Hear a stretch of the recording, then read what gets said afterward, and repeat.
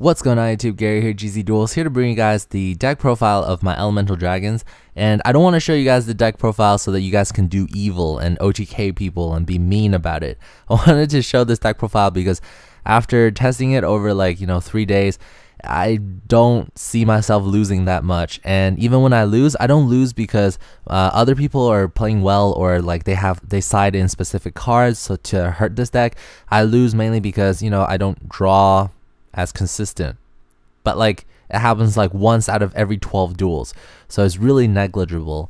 And yeah, I'm just showing you guys this deck profile because here's the solutions that I come up with, and the solutions that I come up with will hopefully inspire you guys to either add that into your side deck, or maybe you can give me suggestions because I'm always learning, because this deck is really hard to beat. And I can only see 3 decks giving this deck a potential challenge, but this deck can kind of counter their challenge by basically siding in against what they side in against it. Okay, so the deck profile goes 1 red MD, 2 light and darkness dragon, 3 blaster, 2 tidal, 3 tempest, 3 redox. The baby dragons, we have 2 reactant, 2 stream. The baby dragons, of course, 2 burner and 2 lightning. The miscellaneous dragon we have is 2 eclipse wyvern. For the hand traps, we have 2 Swift Scarecrow and 2 Effect Veiler. For the spells, we have Heavy Storm, Dark Hole, 3 Gold Sarcophagus, 1 Monster Reborn, 3 Mystical Space Typhoon, 2 Super Rejuvenation, and for the traps, we have 1 different Return from the Different Dimension. For the extra deck, we have 1 Crimson Blader, 1 Scraps Dragon, and 1 Stardust Dragon. Rank 7 exceeds, we have Dragosac, Gaia Charger, the 3 Big Eye. And for the rank 4 exceeds, we have Gemini Pearl, Flagship of Corn, Diamond Direwolf, Maestroke, and also the Gagaga Cowboy. For the side deck, we have 2 Fire Dance Longswords, this is pretty good. And I'll talk about what they do. And we also have 3 Electric Virus, 2 Max C, 3 Raikou, 2 Vanity's Emptiness, and 3 Royal Decree. So, what have I learned playing with this deck? I learned that it can go first turn, lock down your opponent to a point where your opponent cannot come back unless they pull off a miracle. So what I'm talking about is this combo, which I will describe to you right here. For this combo, you'll basically just need 1 of the baby dragons, so I'll put it right here, and 1 eclipse wyvern, and any one of these bigger adult dragons. So what you'll be able to do is you can use the baby dragon's effect in order to discard the eclipse wyvern in order to special summon the adult dragon form of the baby dragon. So for this case, we'll have redox. So we'll have redox on the field. Now we have the tempest in our hand, and we can use tempest in order to banish the reactant and banish the eclipse wyvern in order to special summon the tempest as well. Keep in mind, when you first send Eclipse Wyvern into the graveyard, you'll be able to banish 1 Light and Darkness Dragon, so I'll put it right here. Light and Darkness Dragon, and you banish it. Now when Tempest, the Stormwind Dragon, banishes the Eclipse Wyvern from the graveyard, Eclipse Wyvern's effect will trigger in order to take the Light and Darkness Dragon from the banish zone and add it into your hand. So on the hand, in your hand, you'll have the Light and Darkness Dragon. On the field, you'll have the Tempest and the Redox. Now you overlay the Tempest and the Redox for one of these guys, the Dragosac, and you'll use Dragosac to attach one of these Incarnate Dragons as the Exceed material in order to special summon 2 Phantom Beast tokens. And then, since you didn't normal summon, you'll be able to take the Light and Darkness Dragon and tribute over the 2 tokens that you special summoned from Dragosac. And at that point, your opponent basically cries because they will have to spend a lot of resources in order to get the Light and Darkness Dragon to a manageable attack size in order to attack over it. And even when they do that, they're not making the most optimal play, because even when Light and Darkness Dragon gets destroyed, you'll be able to special summon one of these Incarnate Dragons from the graveyard, depending on what you detach.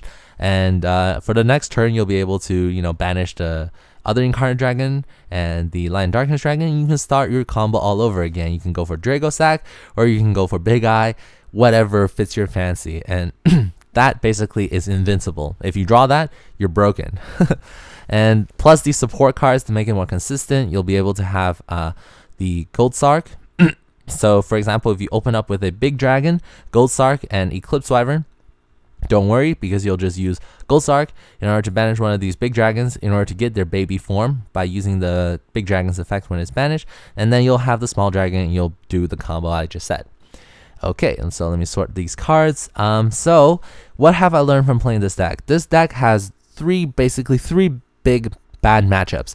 The first one is Evil Swarms, because in theory, you know, if your opponent has Ophion, first turn, they go first, they have Ophion, they set the protection with the Infestation Pandemic, it's a bit hard for you to handle, because unless you have like Dark Hole or something, you'll not be able to deal with it. But that's actually not true, because in the main deck they have answers. In the main deck, not only do you have that Dark Hold for the one card out, you also have the Blaster. Blaster's effect is when you discard Blaster plus another fire type monster into the graveyard, you'll be able to destroy one card on the field, and that one card will be Ophion. So if you have Blaster, if you have two Blasters or Blaster and a Burner, you'll be able to destroy Ophion even if they have Ophion. But in theory, and if your opponent doesn't draw Broken, doesn't draw two fire type Blasters, then you'll be able to tank that turn with Ophion, and hopefully you'll draw into more support for your Ophion, like, you know, Forbidden Dress. But other than that, just pray and pray they don't have two Blasters or Dark Hole. But in the side deck for Incarnate Dragons, I found out that this card, Fire Dance Longsword, will help them a lot against Ophion. So for example, this is their answer to the first turn Ophion. They can either set the Fire Dance Longsword. Fire Dance Longsword's effect, if you guys don't know, is when this card is destroyed and sent to the graveyard, target one face-up monster your opponent controls, destroy it, and if you do, inflict 500 damage to your opponent. So if you set this, Ophion attacks into it, destroyed by battle, Fire Dance Longsword will be able to destroy the Ophion by monster effect, and Ophion's infestation will not be able to save it. Or if you draw this card plus the Blaster, since this card, the Fire Dance Longsword, is also a fire type, you'll be able to discard the Blaster and the Fire Dance Longsword in order to get rid of the Ophion instantaneously. So in itself, it's an answer to Ophion. It plus Blaster is just another out to Ophion. So Ophion in theory is supposed to be good against this deck, but not really, if you think about it. Okay, so what else is good against this deck? The Mirror Match is good against this deck, because if you get the advantage quicker than your opponent, if you have the Light and Darkness Dragon plus the Dragosack, it's actually harder for your opponent to deal with.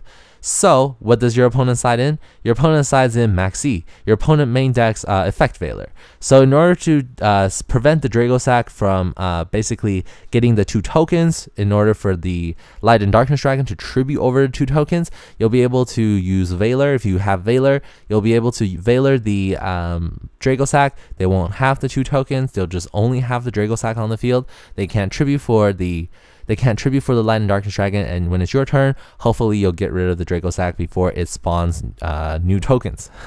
So Effect Veiler helps. Also Maxi helps, and depends on what deck are you using when you use Maxi, because when you use Maxi and you're in a mirror match, it's good because all the cards that you draw will help you, and these resources, they'll give you additional resources to burn on a Light and Darkness Dragon if your opponent so chooses to keep going off that turn.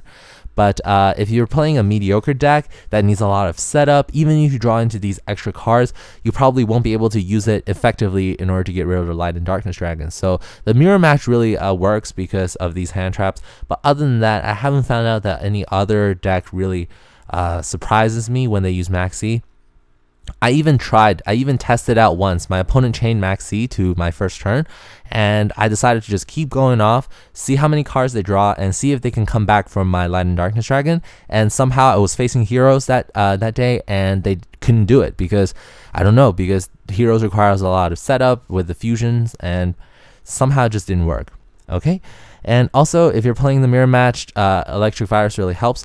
In fact, like Electric Virus, I feel like I always said, is a really good out against Incarnate Dragons. If they go first turn Dragosack plus 2 tokens, you'll be able to get the Dragosack, use Dragosack's effect, special summon 2 tokens on your side of the field, tribute Dragosack, and tribute one of their tokens, or tribute one of the other cards on their field. You'll be able to get rid of 2 cards they control, and you'll be able to gain 2 tokens on your side of the field. So it's pretty good. And for the Mirror Match, it's just crazy because you can steal their Incarnate Dragon, overlay for your Big Eye, overlay for your Dragosack, and yeah, it's really good. Also, Raikou is pretty good. Raikou, they're out against Ophion. It's just good for the Incarnate Dragon as a whole. It's a really good side deck because if you mill cards, you'll be able to mill the Incarnate Dragons into your graveyard, which you can still use their effects, and you'll be able to destroy problem cards on the field like Ophion. You'll be able to destroy problem cards like, you know, Macro, let's see, Soul Drain, Mind Drain, and also what is that card called? Imperial Iron Wall. So you'll be able to destroy all of those trap cards with Raikou. You'll be able to destroy Ophion with Raikou. So watch out for Raikou because it's pretty good in their deck. And Vanity's Emptiness. This is basically for the mirror match and for any other matchup, because Vanity's Emptiness, like I said in my video before in Hidden Trumps, it's really good against Incarnate Dragons because as long as you lock down their move, if you prevent Incarnate Dragons from going off, not respond to it after it has gone off, you'll have a good chance of beating Incarnate Dragons. If you're faster than the Incarnate Dragons, then you'll be able to beat them. So if you play Summon Limit, if you play Vanity's Emptiness, so that prevents them from summoning, from getting their Dragosack, from getting their Light and Darkness Dragon, you'll be fine because, you know, that's their only move because they special summon. So if you side in Vanity's Emptiness against them, if you're playing Samurais, you'll be able to destroy them. If you're playing a mirror match, you side in Vanity's Emptiness, you'll be able to destroy your opponent no problem. And lastly, this is their answer, Royal Decree, to, you know, Macro and all the trap cards, continuous trap cards like I just said. And this is pretty good because they will be able to negate all of your traps. So even if you have a back row heavy deck, try to get rid of get rid of like their Dragosack, get rid of their Big Eye, whatever, doesn't really work. So keep in mind that they have a lot of answers for your answers. Okay, now I'm ready to reveal my secret. If you guys stay this long, then I'm ready to reveal one secret that this deck loses to absolutely. And this deck loses to Prophecy, because High Priestess has that inherent summoning effects that just mess up the Light and Darkness Dragon. So what I'm talking about is the effect of High Priestess to reveal 3 spellbooks in order to special summon herself from the hand. So if you have that in your hand, what you can do, even if your opponent has a Dragosack and a Light and Darkness Dragon, what you can do is this: reveal 3 spellbooks, reveal Priestess, the Light and Darkness Dragon will negate the effect, and you'll be able to keep all of those in your hand. Now proceed to reveal Priestess and 3 spellbooks again. They'll negate it. Reveal Priestess and 3 spellbooks, they'll negate it. They'll keep on negating until they can't negate it anymore, and then your Priestess will successfully special summon herself.